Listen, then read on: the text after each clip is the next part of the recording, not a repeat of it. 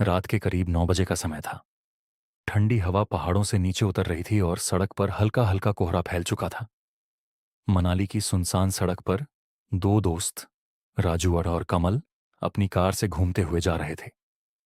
चारों तरफ ऊंचे ऊंचे पहाड़ थे। सड़क लगभग खाली थी और दूर दूर तक बस कोहरे की हल्की चादर फैली हुई थी। राजू गाड़ी चला रहा था। कमल खिड़की से बाहर देखते हुए बोला, यार, मनाली की रातें सच में अलग ही होती हैं। राजू मुस्कुराया। बस होटल पहुंच जाए, फिर आराम से सोएंगे। तभी अचानक गाड़ी एक झटके के साथ रुक गई। राजू ने दोबारा स्टार्ट करने की कोशिश की, लेकिन इंजन चालू ही नहीं हुआ। कमल बोला, लगता है गाड़ी खराब हो गई। राजू ने गहरी सांस ली। चल उतर कर देखते हैं। दोनों गाड़ी से नीचे उतरे। चारों तरफ गहरा सन्नाटा था। तभी दूर पहाड़ी की तरफ उन्हें हल्की हल्की रोशनी दिखाई दी। कमल बोला, लगता है वहां कोई गांव है, शायद मदद मिल जाए। दोनों टॉर्च लेकर उस दिशा में चल पड़े। कुछ देर बाद वे उस गांव में पहुंच गए। गांव थोड़ा अजीब लग रहा था। कुछ घरों में दिए जल रहे थे, लेकिन सड़क पर कोई दिखाई नहीं दे रहा था। अचानक उन्हें रास्ते के किनारे एक बूढ़ा आदमी खड़ा दिखाई दिया। राजू ने उससे पूछा, बाबा, यहां कोई मैकेनिक मिलेगा? बूढ़ा आदमी धीरे धीरे उनकी तरफ देखने लगा, लेकिन उसने कोई जवाब नहीं दिया। फिर वह धीरे धीरे मुड़ा और अंधेरे में चला गया। कमल बोला, यार, ये थोड़ा अजीब था। राजू बोला, चल आगे देखते हैं। दोनों आगे बढ़े। एक घर के बाहर एक औरत खड़ी थी। कमल ने पूछा, माता जी, यहां फोन मिलेगा? वह औरत कुछ सेकंड तक उन्हें देखती रही, फिर धीरे धीरे घर के अंदर चली गई। दरवाजा अपने आप छर्रर की आवाज के साथ बंद हो गया। कमल की आवाज धीमी हो गई, राजू, ये गांव थोड़ा अजीब नहीं लग रहा? राजू बोला, मुझे भी कुछ ठीक नहीं लग रहा। थोड़ी दूर चलने के बाद उन्हें गांव के बीचों बीच एक चौपाल दिखाई दी। वहां कुछ लोग बैठे हुए थे। राजू उनके पास गया और बोला, भाई, हमारी गाड़ी खराब हो गई है, क्या कोई मदद मिल सकती है? चौपाल पर बैठे लोग धीरे धीरे उनकी तरफ देखने लगे, लेकिन किसी ने कोई जवाब नहीं दिया। कमल ने फिर पूछा, आप लोग सुन रहे हैं? तभी अचानक चौपाल की लालटेन खुद खुद बुझ गई। चारों तरफ अंधेरा छा गया। राजू ने जल्दी से टॉर्च चलाई, लेकिन जब रोशनी फैली तो वहां कोई भी नहीं था। कमल घबरा गया। राजू, अभी तो यहीं बैठे थे। राजू भी डर गया। चल यहां से निकलते हैं। दोनों तेजी से गांव से बाहर जाने लगे, लेकिन कुछ देर बाद वे फिर से उसी चौपाल के सामने खड़े थे। कमल चिल्लाया, ये कैसे हो सकता है? तभी अचानक चौपाल के बीच रखा पुराना ढोल अपने आप बजने लगा।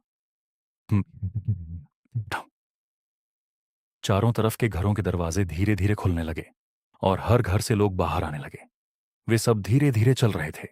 उनके चेहरे बिल्कुल भावहीन थे और उनकी आंखें पूरी खाली थीं। कमल की सांस तेज हो गई। राजू, ये लोग हमें ऐसे क्यों देख रहे हैं? राजू बोला, भागो। दोनों भागने लगे। दूर उन्हें एक पुराना मंदिर दिखाई दिया। वे जल्दी से मंदिर के अंदर घुस गए। मंदिर बहुत पुराना था। दीवारों पर दरारें थीं और अंदर सैकड़ों पुराने फोटो टंगे हुए थे। राजू ने टॉर्च से रोशनी डाली। फोटो देखकर दोनों चौंक गए, क्योंकि उन फोटो में उन्हीं लोगों की तस्वीरें थीं जो अभी गांव में घूम रहे थे। कमल घबरा गया। राजू, ये तो वही लोग हैं। तभी मंदिर के पीछे से कदमों की आवाज आई। दोनों मुड़े। वहीं वही बूढ़ी औरत खड़ी थी। कमल बोला, तुम अभी तो गायब हो गई थी। बूढ़ी औरत ने धीरे से कहा, तुम लोगों को यहां नहीं आना चाहिए था। राजू ने पूछा, ये गांव ऐसा क्यों है?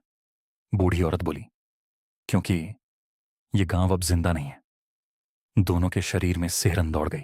राजू और कमल धीरे धीरे मंदिर के बाहर आए और जैसे ही उन्होंने बाहर कदम रखा, उनकी सांसें रुक गईं। पूरा गांव उनके चारों तरफ खड़ा था। सैकड़ों लोग, सब बिल्कुल चुप, सबकी आंखें पूरी काली, और वे सब धीरे धीरे उनकी तरफ बढ़ रहे थे। कमल की आवाज कांपने लगी, राजू, ये हमें घेर रहे हैं। राजू ने चारों तरफ देखा, लेकिन भागने का कोई रास्ता दिखाई नहीं दे रहा था। तभी भीड़ के बीच वही बूढ़ी औरत फिर दिखाई दी। उसकी आवाज अब पहले से ज्यादा डरावनी थी।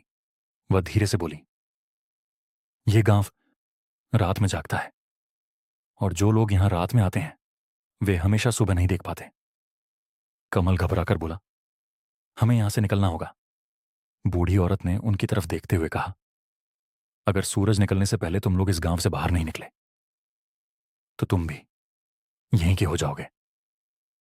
इतना कहकर वह औरत भीड़ में गायब हो गई, और उसी पल गांव के सभी लोग एक साथ उनकी तरफ बढ़ने लगे। कमल चिल्लाया, राजू, भागो। दोनों पूरी ताकत से दौड़ पड़े। पीछे से सैकड़ों कदमों की आवाज आने लगी, थक थक थक, जैसे पूरा गांव उनका पीछा कर रहा हो। वे एक गली से दूसरी गली में भागते रहे, लेकिन अजीब बात यह थी, हर रास्ता उन्हें फिर उसी चौपाल के पास ले आता। कमल हांफते हुए बोला, राजू, हम बार बार यहीं कैसे आ रहे हैं? राजू भी घबरा गया। लगता है ये गांव हमें जाने नहीं दे रहा। तभी अचानक चौपाल के बीच रखा पुराना ढोल अपने आप बजने लगा, डम डम। और उसी पल गांव के सारे लोग एक साथ रुक गए। फिर उन्होंने धीरे धीरे अपनी गर्दन घुमाई और सीधे राजू और कमल की तरफ देखने लगे। कमल की सांस तेज हो गई। राजू, ये ठीक नहीं है। तभी राजू की नजर दूर पड़ी। कोहरे के बीच एक छोटा सा रास्ता पहाड़ की तरफ जाता दिखाई दे रहा था। राजू बोला, कमल, उधर भाग। दोनों उस रास्ते की तरफ दौड़ पड़े। रास्ता बहुत संकरा था, दोनों तरफ घना जंगल, और पीछे से अभी भी कदमों की आवाज आ रही थी। लेकिन अचानक सारी आवाजें बंद हो गईं। कमल ने धीरे से पीछे मुड़कर देखा। आगे क्या हुआ, पार्ट 2 में पता चलेगा।